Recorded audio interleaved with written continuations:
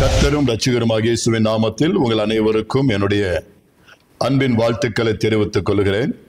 பிரியமான தேவனுடைய பிள்ளைகளே, இந்த நாளிலும் கூட தேவனுடைய வார்த்தையிலிருந்து லூக்கா எழுதிய சுவிசேஷத்திலிருந்து 18வது அதிகாரம் 35 முதல் 38 முடிய சில வசனங்களை நாம் பார்ப்போம். தேவனாகிய கர்த்தர் சொன்ன வார்த்தைகளை நாம் தியானிப்போமாக. இங்கே ஆண்டவராக இயேசு கிறிஸ்து இந்த பூமியில வாழ்ந்த நாட்களிலே நடந்த ஒரு சம்பவம். லூக்கா எழுதிய சுவிசேஷம் 18வது அதிகாரம் 35 முதல் 38 முடிய. பின்பு அவர் எரிகோவுக்கு சமீபமாய் வரும்போது ஒரு குருடன் வழியருகே உட்கார்ந்து பிச்சை கேட்டுக் கொண்டிருந்தான். ஜனங்கள் நடக்கிற சத்தத்தை அவன் கேட்டு இதென்ன என்று விசாரித்தான். நசரேயனாகிய இயேசு போகிறார் என்று அவனுக்கு அறிவித்தார்கள். அப்பொழுது அவன், இயேசுவே, தாவீதின் குமாரனே, எனக்கு இரங்கும் என்று கூப்பிட்டான். 38வது முன் நடப்பவர்கள் அவன் பேசாமல் இருக்கும்படி அவனை அதட்டினார்கள். அவனோ, தாவீதின் குமாரனே, எனக்கு இரங்கும் என்று மிகவும் அதிகமாய் கூப்பிட்டான். கருமையான தேவனுடைய பிள்ளைகளை, வாசித்த இந்த பகுதியில் நம்முடைய கர்த்தராகிய இயேசு கிறிஸ்து இந்த பூமியிலே வாழ்ந்த நாட்களிலே அவர் எரிகோ என்கின்ற அந்த பட்டணத்திற்கு சமீபித்து போகையிலே வழி அருகே ஒரு குருடன் அமர்ந்து பிச்சை கேட்டுக்கொண்டிருக்கிறதாக நாம் இந்த சரித்திரத்தில் பார்க்கிறோம். இது நடந்த சம்பவம், ஊமை அல்ல, நடந்த சம்பவம். அவன் பிச்சை கேட்டுக்கொண்டிருக்கும் பொழுது திடீரென்று திரளான ஜனக்கூட்டம் அந்த வழியாக கடந்து போகிறதை அவன் உணர்கிறான். அந்த சத்தத்தை கேட்கிறான். உடனே முன்னடப்பவர்களை பார்த்து, இது என்ன கூட்டம், மக்கள் எங்கே செல்கிறார்கள், என்ன நடக்கிறது என்று சொல்லி விசாரிக்கிறதை பார்க்கிறோம். அப்பொழுது முன்னடப்பவர்கள் அவர் நசரேயனாகிய இயேசு இந்த வழியாக போகிறார் என்று அவனுக்கு அறிவிக்கிறார்கள். ஆண்டவராகிய இயேசு கிறிஸ்து, நசரேயனாகிய இயேசு கிறிஸ்து இந்த வழியாய் போகிறார் என்று அறிவித்த உடனே அவர் ஒரு சத்தத்தை எழுப்புகிறதை பார்க்கிறோம். அப்பொழுது அவன், இயேசுவை, தாவீதின் குமாரனே, எனக்கு இரங்கும் என்று சத்தமாய் கூப்பிடுகிறதை பார்க்கிறோம். இப்படி அவன் கூப்பிடும் பொழுது அந்த வழி அருகே அமர்ந்திருந்த அவனை பார்த்து அந்த ஆண்டவராக இயேசுவோடு கூட, கர்த்தராகிய இயேசு கிறிஸ்துவோடு கூட நடக்கிறவர்கள், முன் நடக்கிறவர்கள் அவனை அதட்டுகிறதை பார்க்கிறோம்.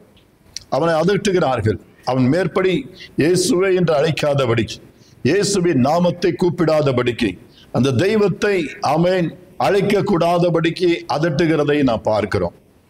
ஆனால் அவனோ, தாவீதின் குமாரனை எனக்கு இரங்கும் என்று மிகவும் அதிகமாய் கூப்பிட்டான் என்று வேதத்தில் வாசிக்கிறோம். பிரியமான தேவனுடைய பிள்ளைகளே, ஏனென்றால் அவன் தேவையில் உள்ள ஒரு மனிதன், ஒரு இக்கட்டிலே இருக்கின்ற ஒரு மனிதன், பார்வையற்றவனாய் இருக்கிறதை பார்க்கிறோம். அவனுடைய தரித்திரத்திலே அவன் வாழ்ந்து கொண்டிருக்கிறதை நாம் பார்க்கிறோம். இந்த முன்னடப்பவர்கள், பின்னடப்பவர்கள் அல்லது அங்க கூட்டத்தார் நம்ம பார்க்கும் பொழுது அவர்களுக்கு எல்லாமே நன்றாய் இருக்கிறது. பார்வை இருக்கிறது, செவிகள் கேட்கிறது, வாய் இருக்கிறது, கால்கள் இருக்கிறது, நன்றாய் நடக்கிறார்கள். அவர்களுக்கு எல்லாம் ஒரு நன்மையும் குறையவில்லை. ஆனால் இந்த பிச்சைக்காரனுக்கோ, இந்த குருடனுக்கோ பார்வை இல்லாமல் பிச்சை எடுக்கிறவனாக பயங்கரமான ஒரு அவல நிலையில் அவன் இருக்கிறதை பார்க்கிறோம். எனவே அவனுக்கு ஒரு தேவை என்னது? தன் வாழ்க்கையில மற்றவர்களை போல, அந்த நடக்கிறவர்களை போல ஒரு நன்றான ஒரு ஜீவியம் பெற்று, வாழ்க்கையை பெற்று, பார்வை அடைந்தவராக மக்களோட மக்களாய் சந்தோஷமாக வாழ வேண்டும் என்று அந்த ஆசை இருக்காதா? இருக்கும். இயேசுநாதர் அநேக அற்புதங்களை செய்தவர், அதிகமான குருடர்களுக்கு பார்வை கொடுத்தவர், சப்பானிகளை நடக்க பண்ணினவர், மரித்தோரை உயிரோடு எழுந்திருக்க பண்ணினவர் என்பதை அவர் ஏற்கனவே கேள்விப்பட்டவராக இருக்கிறபடினால அந்த வாய்ப்பினை பயன்படுத்திக் கொள்கிறதை பார்க்கிறோம். இந்த ஆண்டவராக இயேசு கிறிஸ்து, நசரேயனாகிய இயேசு கிறிஸ்து அந்த வழியாய் செல்கிறார் என்று கேள்விப்பட்டவுடனே சத்தமாய் கூப்பிடுகிறார். அவன் கூப்பிட்ட உடனே அதட்டுகிறதை நாம் பார்க்கிறோம். முன்னடப்பவர்கள் அவனை அதட்டுகிறார்கள். அதற்கு அவன் பயந்து அமைதியாகவில்லை, மாறாக இன்னும் அதிகமாக, மிகவும் சத்தமாக, மிகவும் அதிகமாய் கூப்பிட்டான் என்று வேதத்தில் வாசிக்கிறோம். ஆம் பிரியமான தேவ ஜனமே, அதை தொடர்ந்து அந்த சத்தத்தை கேட்ட கர்த்தர், அந்த ஜெபத்தை கேட்ட கர்த்தர், அந்த வேதனையை அறிந்த கர்த்தர் நின்று பதிலளிக்கிறதையும் நாம் அடுத்த வசனங்களிலே பார்க்க முடியும். ஆம், எனக்கு அருமையான தேவ ஜனமே, நாமும் கர்த்தரை சேவிக்கிற விதம், நாம் கர்த்தரை தொழுது கொள்ள விதம் எப்படி இருக்க வேண்டும், கர்த்தரை எப்படி தேட வேண்டும், எப்படி பற்றி கொள்ள வேண்டும் என்பதை குறித்து நாம் உபாகம புஸ்தகத்தில் 6ஆம் அதிகாரம் 5வது வசனத்தில் பழைய ஏற்பாட்டு நாட்களிலே தேவனாகிய கர்த்தர் தம்முடைய ஜனத்திற்கு இப்படியாக கட்டளை கொடுத்திருக்கிறதை நாம் பார்க்க முடியும். உபாகம புஸ்தகம் 6ஆம் அதிகாரம் 5வது வசனம். நீ உன் தேவனாகிய கர்த்தரிடத்தில் உன் முழு இருதயத்தோடும் உன் முழு ஆத்துமாவோடும் உன் முழு பலத்தோடும் அன்பு கூறுவாயாக. தேவ பிள்ளைகள் தேவனை ஆராதிக்கும் பொழுது, தேவனை தொழுது கொள்ளும் பொழுது, தேவனை அழைக்கும் பொழுது, தேவனை மகிமைப்படுத்தும் பொழுது, கர்த்தரிடத்த நன்மைகளுக்காக காத்திருக்கும் பொழுது நாம் எப்படியெல்லாம் ஆமென் அவைகளை பெற்றுக்கொள்ள முடியும் என்று சொன்னால், கர்த்தர் சொல்லுகிறார், உன் தேவனாகிய கர்த்தரிடத்திலே உன் முழு இருதயத்தோடும் உன் முழு ஆத்துமாவோடும் உன் முழு பலத்தோடும் அன்பு கூறுவாயாக என்று அந்த பழைய ஏற்பாட்டிலே உபாகமத்தின் புஸ்தகம் 6ஆம் அதிகாரம் 5வது வசனத்திலே கர்த்தர் தம்முடைய ஜனத்திற்கு சொல்லி இருக்கிறதை நாம் பார்க்கிறோம். ஆம், எனக்கு அருமையான தேவ ஜனமே, ஒருவன் கர்த்தரை சேவிக்க விரும்பினால், தேவனுடைய அதிசயங்களை காண விரும்பினால், கர்த்தருடைய நன்மைகளை பெற விரும்பினால், கர்த்தராலே ஆசீர்வதிக்கப்பட விரும்பினால், கர்த்தர் என்னை ஆசீர்வதிக்க வேண்டும், கர்த்தர் என் குடும்பத்தை ஆசீர்வதிக்க வேண்டும், என் குறைவுகள் எல்லாம் நிறைவாக்க வேண்டும், எனக்கு நன்மையும் கிருபையும் பின்தொடர வேண்டும், எனக்கு அதிசயங்களை காண செய்ய வேண்டும் என்று ஒருவன் விரும்பினால் கர்த்தர் அதற்கு சொல்லுகிற காரியம் பதில் என்ன என்று சொன்னால், ஆமென், நாம் கர்த்தரை தொழுது கொள்ளும் பொழுதும், கர்த்தரிடத்தில் அன்பு கூறும் பொழுதும், கர்த்தரை சேவிக்க வேண்டிய விதத்திலும் நாம் எப்படி செய்ய வேண்டும்? முழு இதயத்தோடும் முழு ஆத்துமாவோடும் முழு பலத்தோடு நாம் அன்பு கூறும் பொழுது தேவன் நமக்கான காரியங்களை செய்வாராம். ஆமென். அவன் முழு பலத்தோடு சத்தமிட்டு கதறுகிறதை பார்க்கிறோம். என் தேவனாகிய கர்த்தர் அந்த கதறுதலை கேட்டு கடந்து போகவில்லை. அவனுக்கு நின்று தம்மிடத்தில் வரவழைத்து ஆசீர்வதித்து பலன் கொடுக்கிறதும் ஆமென் பார்வடைய செய்கிறதையும் நாம் கீழே உள்ளதான வசனங்களிலே வாசிக்கிறோம். ஆம் பிரியமானதோட பிள்ளைகளை, நாம் தேவனை சேவிக்க விரும்பினால், கர்த்தரை தொழுது கொள்ள விரும்பினால், கர்த்தரிடத்திலிருந்து நன்மைகள் பெற விரும்பினால், நாமும் நம்முடைய வாழ்க்கையில முழு பலத்தோடு செய்ய வேண்டும். நம்முடைய இருதயம் முழு இருதயத்தோடு நாம் செய்ய வேண்டும். ஆம், வேதம் சொல்லுகிறபடி ஏசாயாவின் புஸ்தகம் 29ஆம் அதிகாரம் 13வது வசனத்தில் இப்படியாக கர்த்தர் ஆமென் வேதனையோடு சொல்லுகிறதை நம்மாலே பார்க்க முடியும். எடுத்தவர்கள் வாசிக்கலாம். ஏசாயா 29:13. இந்த ஜனங்கள் தங்கள் வாயினால் என்னிடத்தில் சேர்ந்து தங்கள் உதடுகளினால் என்னை கனம் பண்ணுகிறார்கள். அவர்கள் இருதயமோ எனக்கு தூரமாய் விலகி இருக்கிறது. அவர்கள் எனக்கு பயப்படுகிற பயம் மனுஷராலே போதிக்கப்பட்ட கற்பனையாயிருக்கிறது. ஆமென், அல்லேலூயா. பிரியமான தேவனுடைய பிள்ளைகளை, கர்த்தர் சொல்லுகிறது என்ன? இந்த ஜனங்கள் தங்கள் வாயினாலே என்னிடத்தில் ஆமென் சேர்ந்து, வாயினாலே மாத்திரமே சேர்கிறார்கள் ஒழிய தங்கள் உதடுகளினாலே என்னை ஸ்தோத்திரம் என்று சொல்லுகிறார்கள், என்னை துதிக்கிறார்கள். ஆண்டவரே உதவி செய்யுங்க, ஆண்டவரே எங்களை ரட்சியுங்க, கர்த்தாவே எங்களுக்கு உதவி செய்யும், கர்த்தாவே எங்களை ஆதரியும், கர்த்தரின் நெருக்கத்தை பாரும் என்று வாயினாலே என்னை அழைக்கிறார்கள் ஒழிய அவருடைய இருதயமோ எனக்கு தூரமா இருக்கிறது என்று சொல்லுகிறதை பார்க்கிறோம். இருதயம் தூரமா இருக்கிறது. முழு இருதயத்தோடு அவர் என்னை கேட்கவில்லை, முழு இருதயத்தோடு என்னை தேடுகிறதில்லை. முழு மனதோடு முழு ஆத்துமாவோடு முழு பலத்தோடு இந்த ஜனங்கள் ஒருபோதும் என்னிடத்தில் சேருவதில்லை. மேலாக மேலோட்டமாக மேலோட்டமாக மேலோட்டமாக என்னை தேடுகிறதை நான் பார்க்கிறேன். சும்மா கேட்டு பார்ப்போம், கர்த்தர் கொடுத்தா கொடுக்கட்டும், கர்த்தர் நடத்தினால் நடத்தட்டும், இல்லை என்றால் விட்டு விடுவோம். அப்படி அல்ல. என் ஆண்டவர் கொடுப்பார் என்ற நிச்சயத்தோடு, என் ஆண்டவர் செய்வார் என்ற விசுவாசத்தோடு, என் ஆண்டவர் நம்மை பலப்படுத்துவார், என்னை ஆதரிப்பார், எனக்கு உதவி செய்வார் என்ற முழு நம்பிக்கையோடு நிச்சயத்தோடு நாம் சேரும் பொழுது என் ஆண்டவர் நம்மை ஒருபோது வெட்கப்படுத்த மாட்டார். அந்த நம்பிக்கையோடு அந்த குருடன் கர்த்தரை நோக்கி அழைத்தான், கர்த்தரை நோக்கி கெஞ்சினான், கதறினான், தாவீதின் குமாரனே எனக்கு இரங்கும் என்று கூப்பிட்டான். அருமையான தேவ ஜனமே, அந்த தெய்வம் ஆண்டவராக இயேசு கிறிஸ்து நின்று அவனை தம்மிடத்தில் வரவழைத்து, நான் உனக்கு என்ன செய்ய வேண்டும் என்று விரும்புகிறாய், நான் உனக்கு என்ன செய்ய வேண்டும் என்று விரும்புகிறாய் என்று சொல்லி கேட்கிறதை நாம் பார்க்கிறோம். அதே அதிகாரத்தில் நாம் 39 முதல் 43 முடிய நாம் வாசிக்கும் பொழுது, லூக்கா 18ஆம் அதிகாரம் 39 43 முடிய இயேசு நின்று அவனை தம்மிடத்தில் கொண்டு வரும்படி சொன்னார். அவன் கிட்ட வந்தபோது அவர் அவனை நோக்கி, நான் உனக்கு என்ன செய்ய வேண்டும் என்றிருக்கிறாய் என்று கேட்டார். அதற்கு அவன், ஆண்டவரே, நான் பார்வையடைய வேண்டும் என்றான். இயேசு அவனை நோக்கி, நீ பார்வையடைவாயாக, உன் விசுவாசம் உன்னை இரட்சித்தது என்றார். உடனே அவன் பார்வையடைந்து தேவனை மகிமைப்படுத்திக் கொண்டே அவருக்கு பின் சென்றான். ஜனங்கள் எல்லாரும் அதைக் கண்டு தேவனை புகழ்ந்தார்கள். அல்லேலூயா. அருமையான தேவ பிள்ளைகளே, சந்தோஷமான ஒரு செய்தி, மகிழ்ச்சியான ஒரு சம்பவம். பாருங்கள், ஒருவரும் அங்கு எதிர்பார்த்திருக்க மாட்டார்கள். இவனுடைய கூக்குரலுக்கு, இவனுடைய ஜெபத்திற்கு, இவனுடைய அழைப்புக்கு கர்த்தர் நிற்பார் என்றோ, நின்று தம்மிடத்திற்கு அவனை அழைப்பார் என்றோ, அற்புதம் செய்வார் என்றோ ஒருவரும் எதிர்பார்த்திருக்க மாட்டார்கள். ஆனால் என் கர்த்தரோ தம்மை நோக்கி கூப்பிடுகிற, உண்மையாய் தம்மை நோக்கி கூப்பிடுகிற யாவருக்கும் சமீபமாய் இருக்கிறார் என்று அவர் சொல்லி இருக்கிறார் பரிசுத்த வேதாகமத்திலே. எனக்கு அருமையானது, இருதயம் நறுங்குண்ட அவர்களுக்கு தேவ சமீபமாய் இருக்கிறதை பார்க்கிறோம். வாழ்க்கையில நீ உடைந்து போன நிலையில, தள்ளப்பட்ட நிலையில, அதற்றப்பட்ட நிலையில, புறக்கணிக்கப்பட்ட நிலையில, ஒதுக்கப்பட்ட நிலையில, தூக்கி எறியப்பட்ட நிலையில நீங்கள் வாழ்ந்து கொண்டிருக்கிறீர்களா? மக்களால் அசட்டை பண்ணப்பட்டவர்களா இருக்கிறீர்களா? கலங்காதிருங்க, பயப்படாதிருங்க. என் ஆண்டவரும் ஒரு காலத்துல அசட்டை பண்ணப்பட்டவரானார், மனிதர்களால் வெறுக்கப்பட்டவராயிருந்தார். எனக்கு அன்பான தேவ ஜனமே, அந்த தெய்வத்தை, அந்த இயேசுவை, ஆமேன், பிதாவானவர் எல்லாவற்றிலும் உயர்ந்திருக்க செய்தார், எல்லாவற்றுக்கும் மேலாக உயர்த்தினார் என்று வாசிக்கிறோம். இந்த தெய்வம் இன்றைக்கும் நம்மை உயர்த்தவே சித்தமாயிருக்கிறது, உன்னை வாழ்த்தவே சித்தமாயிருக்கிறது, நம்மை எல்லாவற்றிலும் வாழ்ந்து சுகமாயிருக்கும்படி செய்யவே நமக்கு துணையாயிருக்கிறார்.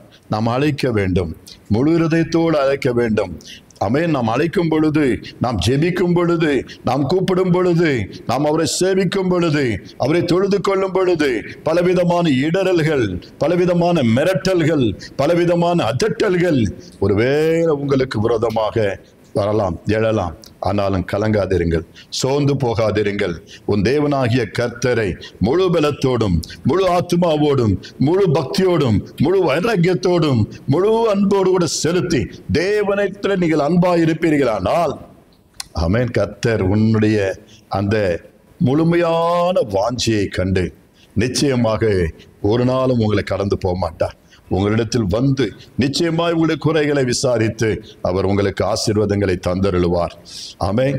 இந்த அருமையான வேளையில இந்த செய்தியை கேட்கின்ற எனக்கு அருமையான தேவ பிள்ளைகளே, மெய்யாய் தேவன் நம்முடைய குறைகளை நிறைவாக்குவதிலே மிகவும் ஆவலோடு இருக்கிறார். ஆனால் நாம் செய்ய வேண்டியது இருதயத்தின் ஆழத்திலிருந்து நாம் அவரை தொழுது கொள்ள வேண்டுமா?